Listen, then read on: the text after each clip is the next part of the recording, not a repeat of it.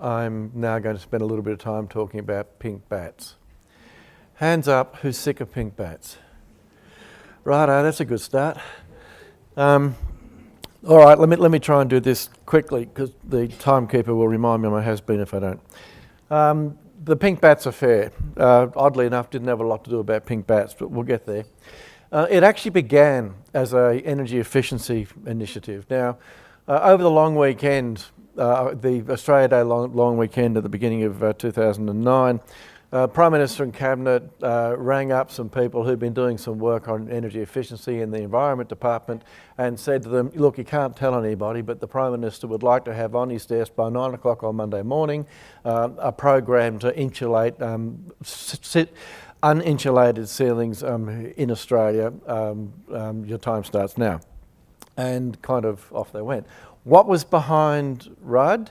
Well, if you read Paul Kelly believes that part of the motivation behind this was his intention to try and wedge the opposition on direct action politics in respect of climate change. I couldn't possibly comment on that. The guys and gals in the Environment Department realised that they had some limitations around their program management skill. So what they designed was something that would take a very, very small industry, grow it over the course of 5 years, with the project management to be done either by the states and territories or by nationally operating firms in the construction industry who could take care of the project management, health and safety and all the other kind of stuff. By the end of wasn't even the Cabinet's consideration. There were 4 ministers who had a look at this on about the Tuesday or the Wednesday subsequently. This had become part of the government's phase 2 to the response to the global financial crisis. It became a $2.7 million component of a $42 billion program. They didn't make much difference to the number of homes to be implemented, to be retrofitted with home insulation. They just halved the implementation time and told them to start immediately on an interim basis and to have the full roll-up going by the 1st of July. Now at this stage, in terms of the delivery model, they were told, no, you can't use the states and territories. It was never really clear why, but they're still going to use brokers.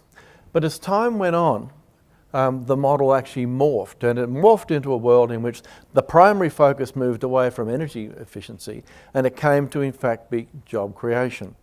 And in order to create maximum number of jobs, the word came out from the Hill, we want blokes in utes.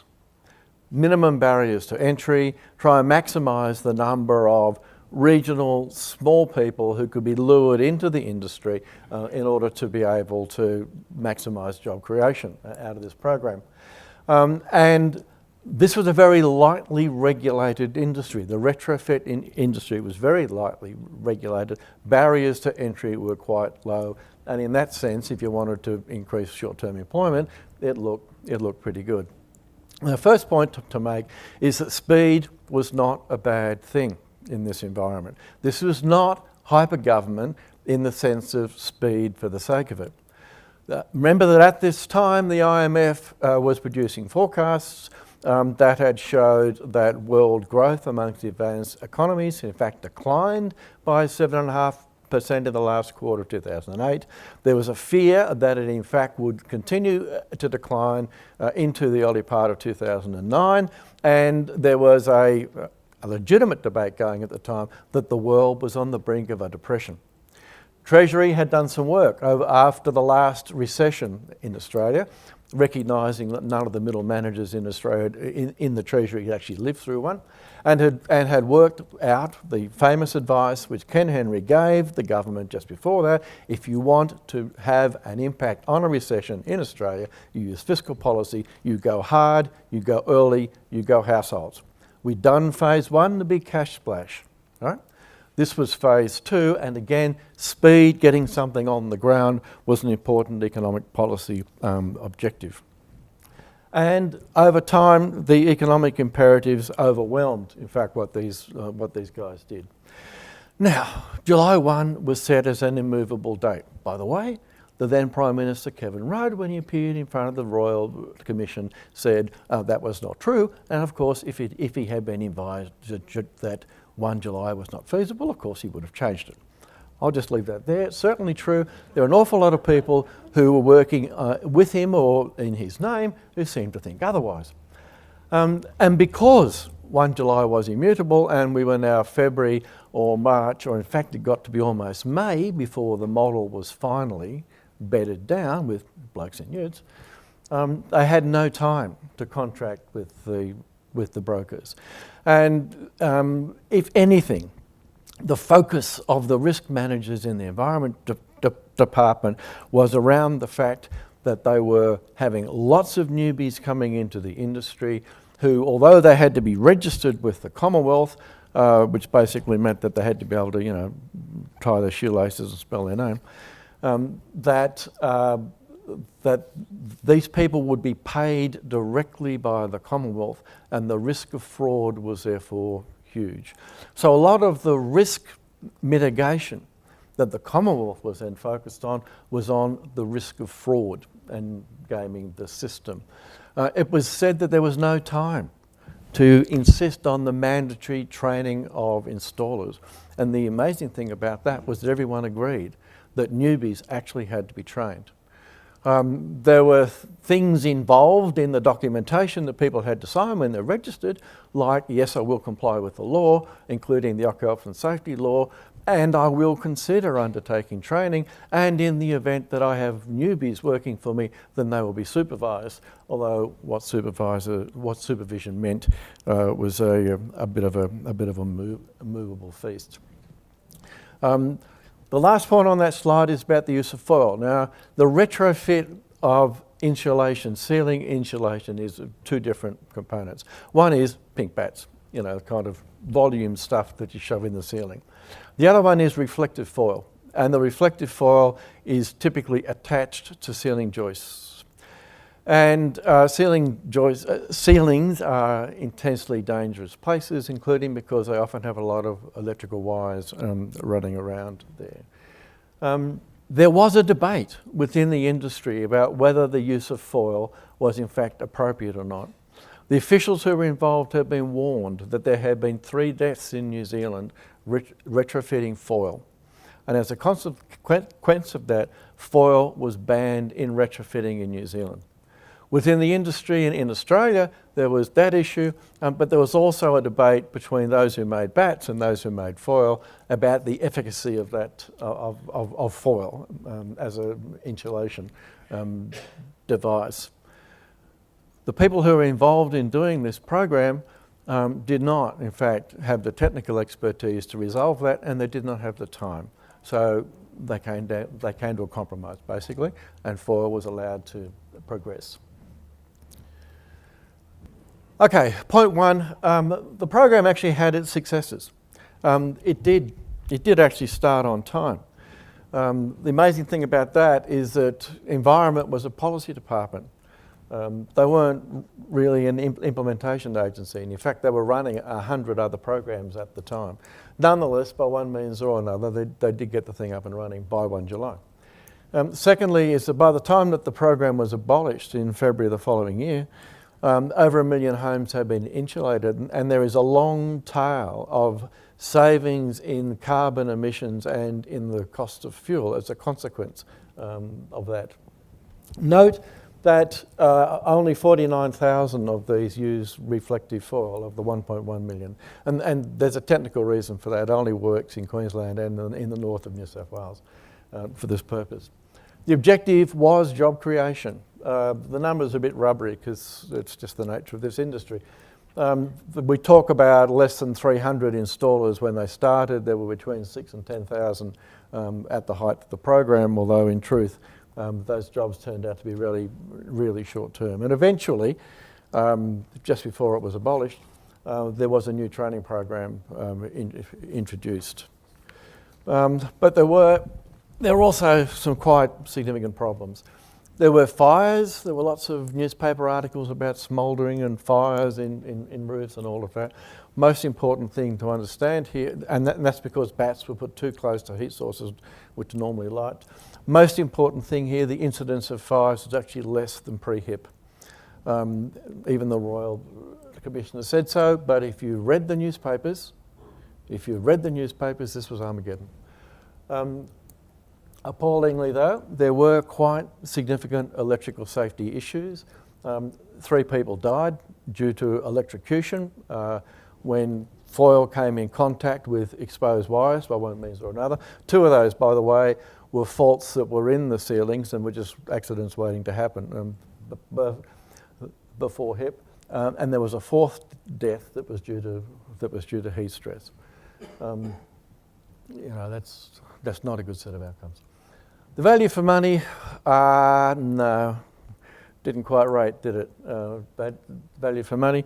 The fraud that came out of this was enormous. When the program closed, they had 4,000 cases of potential fraud identified, and 100 of them have been sent off for more detailed investigation. Remediation costs, the political fallout of this was so bad that the government had to offer, in fact, offer at least, to go and inspect every roof space that have been engaged in this, and to remediate, in effect, any problem that was found there. The problems that were remediated, that predated HIP, were 6 times those that were caused by HIP itself, and it cost an absolute fortune. But the politics were such that didn't matter. The problem simply had to be taken away. And the industry itself suffered some massive financial and reputational damage. And there were a whole bunch of blokes in utes who'd been attracted into the industry, including with promises that the program was not going to be rolled back quickly, who'd invested in utes and in stock and various other stuff, and it cost us an arm and a leg, frankly, to get out of it. Now, for me, one of the key lessons that came out of HIP is that the fact that we often use time in the public service as a learning device when we're implementing a new program. We use time far more than the private sector does. We use it to consult and to identify and mitigate risk. And in this case, time was denied us. And if time is denied us to do things the way we normally do, then the risk of error is clearly a lot higher. And in that environment, then consultation, curiosity, candour and clarity become far more important than they typically are. In this case, consultation, they consulted the industry to death. Problem was the consultation was being done by relatively junior officials in the environment. The decisions were being taken in PM&C and with a bunch of other people who were up in the PMO. The minister wasn't involved in this loop either, oddly enough. Actually, he did end up taking the fall, didn't he? Curiosity, they say the curiosity killed the cat, but the Royal Commissioner, when he went back to have a look at what was going on, he saw groupthink.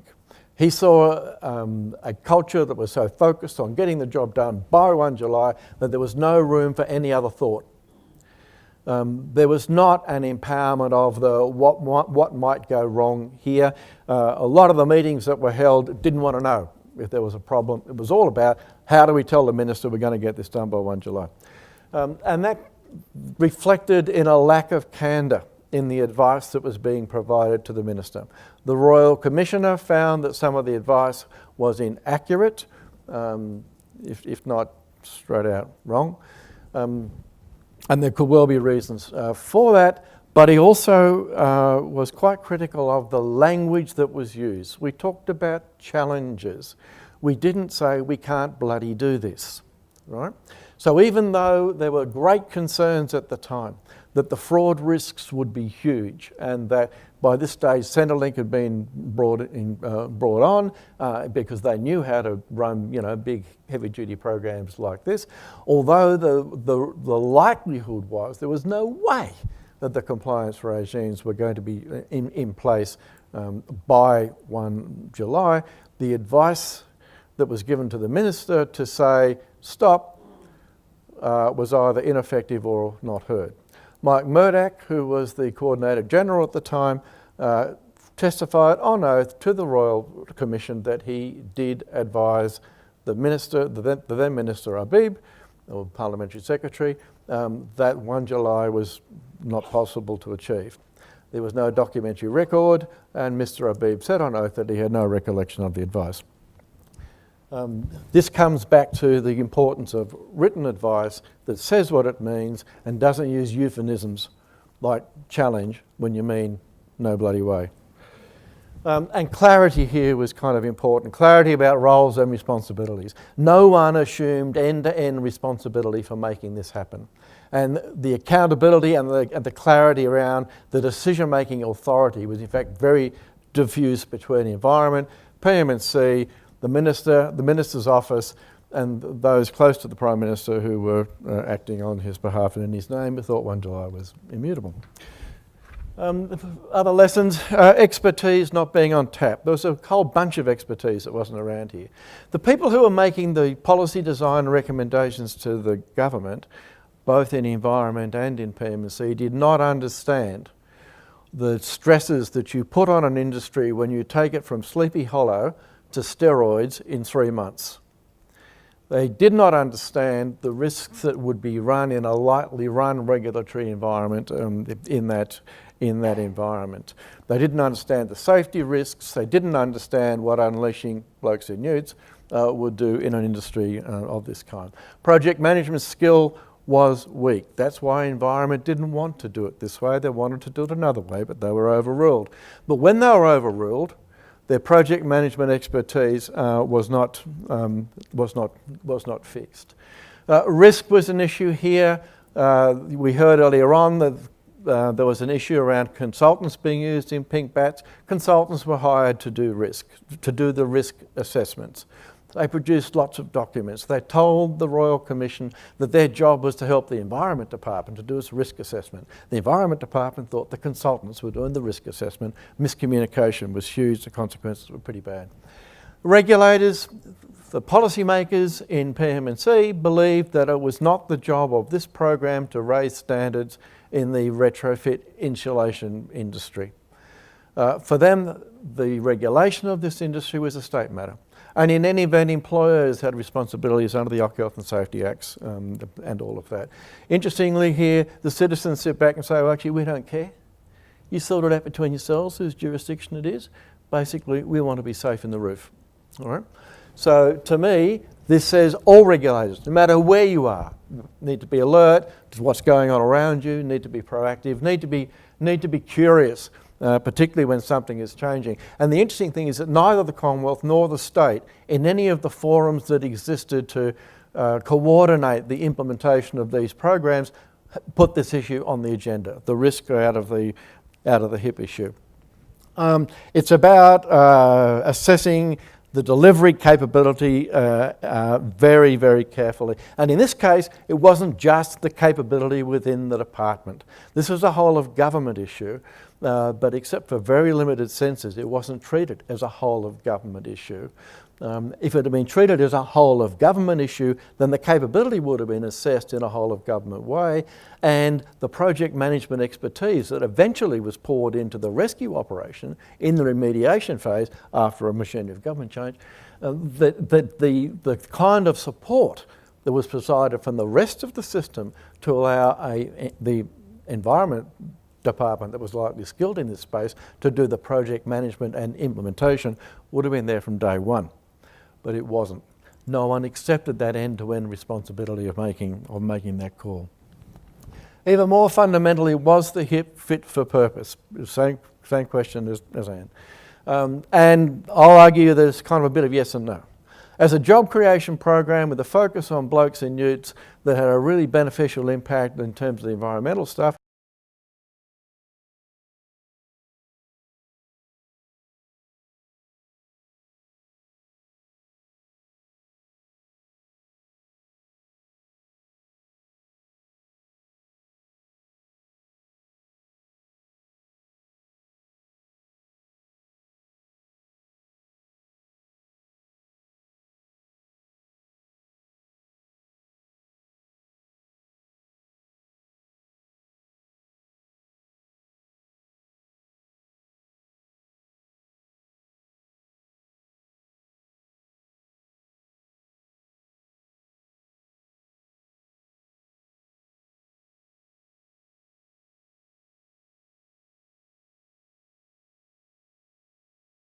rocket science, like Anne. I don't think that short time frames necessarily mean that failure is inevitable, but they do mean that you need to be extraordinarily careful. I agree with her also. Leadership is the key here, but it's leadership of a system. It's not so much kind of the leadership of a task. And a system is about skills and processes and governance and culture, and having all of those things come together. So, for example, if your culture is, yes, sir, we will do it, please, sir, may I, then you work on the basis that we have to get this done by 1 July, come what may. If your culture is one that says, hang on, wait a minute, is this the best idea? Can we really do this? What are the risks that we need to manage? We need to have a conversation, an open and an empowered conversation. Then the way you go about doing the job matters quite fundamentally, even within the same set of governance and the same set of processes. And it's leaders who set cultures. Leaders set the government's framework, leaders set the processes in place, leaders set the culture and the tone within the organisation, and either empower or disempower curiosity, either empower or disempower the capacity to give frank and fearless advice. The system is even more important in times when time is short, and in an environment like this, the system that I'm talking about is not the one that happened to exist in the Environment Department that was holding the ticking bomb at the time. Is actually the system for the whole of government, because the decision-making processes of government were almost as good as the implementation processes that were put in place within the public service. Thank you very much.